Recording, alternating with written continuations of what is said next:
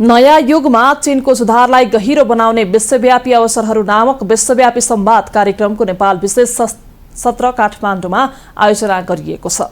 China media group Asia Pacific मुख्यालयले Sino Nepal media सोसाइटीसँगको सहकार्यमा आयोजना गरेको सो अन्तर्क्रियाका वक्ताहरूले भर्खरै सम्पन्न चिनिया कम्युनिस्ट पार्टी सीपीसीको 20औं केन्द्रीय समितिको तेस्रो पूर्ण सत्रका निर्णयहरू विश्वव्यापी महत्त्व राख्ने राजनैतिक घटनाक्रम भएको धारणा व्यक्त गर्नुभएको छ। अन्तर्क्रियामा भिडियो सन्देश दिनुहुँदै चाइना मिडिया ग्रुपका महानिर्देशक सन हाइसिङले चिनिया कम्युनिस्ट पार्टी को 20औं केन्द्रीय समितिको तेस्रो पूर्ण सत्र भर्खरै चीनको राजधानी पैचिङमा सम्पन्न भएको जानकारी दिनुहुँदै सो सत्र नयाँ युगमा चीनको लागि कोसेढुङ्गा र विश्वका लागि महत्त्वपूर्ण अवसर भएको बताउनुभयो। चिनिया आधुनिकीकरण सुधार र खुलापनको माध्यमबाट अगाडि बढिरहेको जानकारी दिनुहुँदै महानिर्देशक सन हाइसिङले यसले आधुनिकीकरण र राम्रो सामाजिक प्रणालीको बाटो खोज्न नयाँ अवसरहरू प्रदान गर्न र विश्वका सबै देशहरूको विकासका लागि नयाँ गतिलाई सञ्चेत गर्न विश्वव्यापी प्रोत्साहन प्रदान गर्ने विश्वास व्यक्त गर्नुभयो। चीनका राष्ट्रपति सी जिनपिङको भनाई उद्धृत गर्दै महानिर्देशक सन हाइसिङले चीन सधैँ विश्वसँग गहिरो रूपमा एकीकृत रहने, साझा भाग्य निर्माण गर्ने, आधुनिकीकरणको लागि उज्जवल भविष्य निर्माण गर्न अन्य देशहरूसँग मिलेर काम गर्नेछ भनी जानकारी दिनुभयो।迎接着中国智慧和宝贵经验。习近平主席指出，改革开放这场中国的第二次革命，不仅深刻改变了中国，也深刻影响了世界。क्रियामा बोल्नुहुँदै China media group Asia Pacific स्टेशनका निर्देशक छाओ इले पहाडी देश नेपालमा पहिलो पटक आउँदै यहाँको न्यानो र आरामदायी मौसम, चराको सुमधुर आवाज र फूलहरूको सुगन्धयुक्त वातावरण आत्मीय तथा सरल नेपालीहरूको हार्दिकताले आफ्नै घरमा आएको जस्तो अनुभव गराएको बताउनुभयो।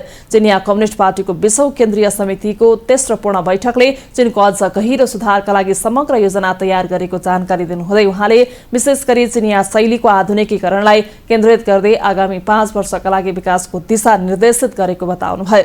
नेपाल पनि आफ्नो राष्ट्रिय परिस्थितिहरूसँग मेल खाने विकास पथको खोजीमा सक्रिय रहेको भन्दै निर्देशक छाओ इले चीन र नेपाल हिमालको वारिपारी रहेका मुलुकहरू भएको बताउनुभयो। सर्वोच्च शिखर सगरमाथा दुई देशका जनता बीचको सम्बन्धमा अवरोध होइन, बरु मित्रता र पारस्परिक फाइदाको सहयोगका नयाँ अध्यायहरूको प्रत्यक्षदर्शी बनेको निर्देशक छाओ ईको भनाइ छ। चीनको सबैभन्दा प्रभावशाली र व्यापक अन्तर्राष्ट्रिय मिडिया संस्थाको रूपमा चाइना मिडिया ग्रुपले नेपालका सबै क्षेत्रहरूसँग निकट रूपमा सञ्चार र सहयोग कायम गर्ने प्रयास गरेको बताउनु हुँदै निर्देशक छाओले चीनको उच्च स्तरको सम्बन्ध विस्तारका आवश्यकतासँग सामना गर्दै र डिजिटल तथा बौद्धिक मिडियाको रूपान्तरणको सन्दर्भमा चाइना मिडिया ग्रुपले नेपाली बौद्धिक वर्ग, मिडिया, युवा र दर्शकहरूका सुझाव र रायहरू तत्काल प्राप्त गर्न चाहेको पनि बताउनुभयो।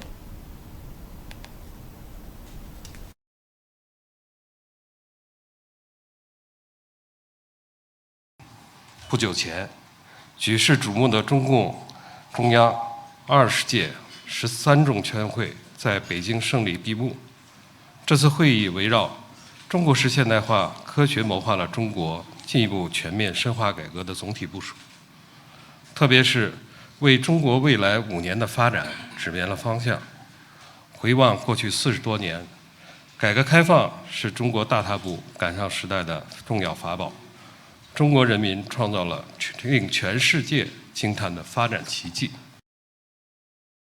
नेपालका लागि चिनिया राजदूत छसोङले चिनिया कम्युनिस्ट पार्टी सीपीसीको 20औं केन्द्रीय समितिको तेस्रो पूर्ण बैठक नयाँ युगको नयाँ यात्रामा चिनिया कम्युनिस्ट पार्टीले सुधार र खुलापनको झण्डालाई दृढतापूर्वक उठाउँदै चिनिया शैलीको आधुनिकीकरणलाई अघि बढाउन थप व्यापक सुधारको वरिपरि केन्द्रित गरी बोलाइएको महत्त्वपूर्ण बैठक भएको बताउनुभयो। चीनले सधैँ नेपालको आर्थिक विकास र समृद्धिलाई खुसीको विषय मान्दै आएको भन्दै राजदूत छसोङले नेपालको आर्थिक र सामाजिक विकासको लागि सके जति मद्दत गर्न चीन तयार रहेको जानकारी दिनुभयो।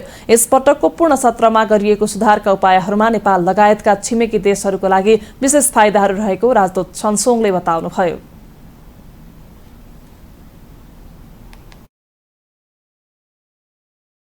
中国共产党的20届3中全会对尼泊尔和世界意味着什么？开放是中国式现代化的鲜明标识，也是进一步全面深化改革向世界做出的郑重承诺。全会宣布，中国将始终坚持对外开放的基本国策，坚持以开放促改革，将依托我国超大规模市场优势，在扩大国际合作中持续提升开放能力，建设更高水平开放型经济新体制，深化同尼泊尔等周边国家的经济合作。中尼山水相连，世代友好，在两国领导人的共同引领下，中尼“一带一路”合作不断取得积极成果。नेपाल कम्युनिस्ट पार्टी एमालेका केन्द्रीय समिति सदस्य तथा परराष्ट्र मामिला विज्ञ विष्णु रिजालले नेपाल र चीनबीच सौहार्दपूर्ण सम्बन्ध रहेको बताउनुहुँदै दुई देशबीच विश्वव्यापी समानता, आपसी हित र दिगो मित्रतामा दृढ विश्वास रहेको जानकारी दिनुभयो।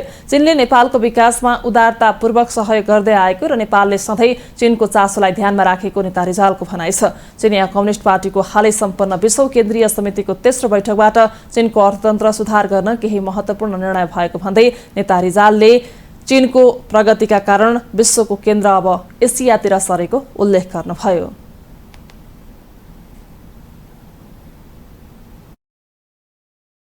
First, Nepal and China are enjoying a cordial relationship. The two countries have a strong faith in universal equality, mutual interests, and long-lasting friendship. This is the basis of problem-free friendship of our two countries. Our differences in geography, population, or economy have never become a barrier to our deep friendship. China has been generously supporting the development of Nepal, and Nepal has always taken China's concern into consideration. There is no dispute between the two countries at the government level. However, there are some areas that both countries need to work further. The extraordinary progress that China has achieved today has become possible under the leadership of the Communist Party of China. The CPC firmly stands on the foundation of its rich and glorious experiences. It has learned from the mistakes made in the past, has upheld its strength. The Communist Party of China has recently taken some important decisions to improve the China's economy from the third plenary meeting of the 20th Central Committee. क्रियामा Nepal चीन media फोरमका अध्यक्ष किशोर श्रेष्ठले चीनका राष्ट्रपति C जिनपिङको कुशल नेतृत्वमा चीनले निरन्तर प्रगति गरिरहेको बताउनुभयो। अध्यक्ष श्रेष्ठले चीनको अनुभवबाट नेपाल र बाँकी विश्वले सिक्न सक्ने धेरै कुराहरू रहेको जानकारी दिनुहुँदै नेपाल र चीन बीचको पारस्परिक सहयोगलाई दिगो बनाउन जनता बीचको सम्बन्धलाई सुदृढ पार्नु महत्त्वपूर्ण हुने बताउनुभयो। Having personally witnessed China's progress under the leadership of President Xi, I'm consistently amazed by its economic rise, rapid technological advancements, meticulous development initiatives, and successful poverty reduction efforts. China's emphasis on green energy aligns with crucial environmental protection goals. There is much that Nepal and the rest of the world can learn from China's experience. चीनको सछवान विश्वविद्यालयमा विद्यावारिधि गर्दै आउनुभएका नेपाली विद्यार्थी निरज लाउजुले चिनिया communist पार्टीको हालै सम्पन्न 20औं केन्द्रीय समितिको तेस्रो पूर्ण बैठक महत्त्वपूर्ण निर्णयहरू सहित सम्पन्न भएको जानकारी दिनुभयो। सो बैठकले चीनको दिगो आर्थिक र सामाजिक नीतिहरू सार्वजनिक गर्नमा पनि महत्त्वपूर्ण भूमिका निर्वाह गरेको उहाँको भनाइ छ। Recently, the third plenary meeting of the 20th Communist Party of China, CPC Central Committee, concluded with some important decisions. Plenary meeting started on 15th July, was concluded on 18th July, and as every third plenary session of the CPC, the recent episode of the plenary meeting also played crucial role in promulgation of the sustainable economic and social policies of the People's Republic of China. कार्यक्रम सह आयोजक संस्था sign Nepal media सोसाइटीका अध्यक्ष ध्रुव पौडेलले चीनको खुलापन र सुधारबारे चर्चा गर्नुहुँदै यस्ता कार्यक्रमहरूले दुई देशबीचको सम्बन्धलाई जनस्तरसम्म अभिवृद्धि गर्न महत्त्वपूर्ण भूमिका निर्वाह गर्ने विश्वास व्यक्त गर्नुभयो। As a citizen of close neighboring country China, it was essential for us to understand this matter as deeply as possible. We believe that this grand event will significantly contribute to promoting people-to-people relation between Nepal and China. मा सहभागीहरूले चिनिया communist पार्टीको हालै सम्पन्न 20औं केन्द्रीय समितिको तेस्रो बैठकका निर्णयहरूले विश्वव्यापी रूपमा पार्ने प्रभाव र नेपाल चीन सम्बन्धका विषयमा गहिरो चासो उत्पन्न भएको रे टेलिभिजनलाई प्रतिक्रिया दिएका छन्।